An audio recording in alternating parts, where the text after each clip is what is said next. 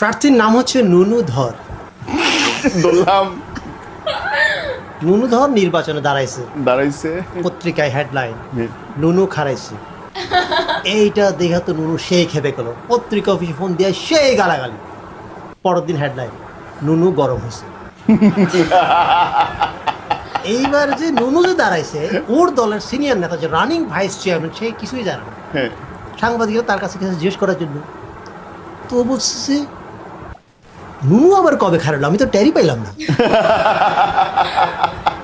একই এলাকায় একই পদে একই দলের একজন মহিলা ভাইস চেয়ারম্যান দাঁড়াইছে, এর আবার নুনুরা দেখতেই পারে। মহিলারা বিক্ষোভ মিছিল সেই করে মহিলারা আবার সাংবাদিকদের কাছে ওর বিরুদ্ধে অনেক কথা বলছে। পরের দিন হেডলাইন মহিলাদের সন্তুষ্ট করতে পারেনি নুনু। এই সাংবাদিক থেকে সাবধান। এইটা দেখে তো মহিলা কাছে খেপা সাংবাদিকদের, দেখেন এটা কি করলেন, দলের মধ্যে গ্রুপিং লাগাই দিলেন, তার সাথে আমার ব্যক্তিগত কোনো রেশারেশি নাই, হেডলাইন চেঞ্জ করে।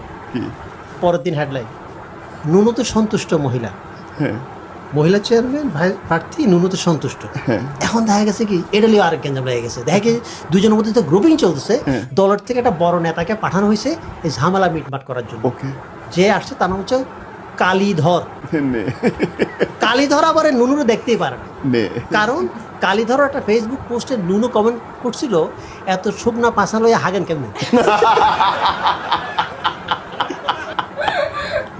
ये खोदा उठा ले मुझको।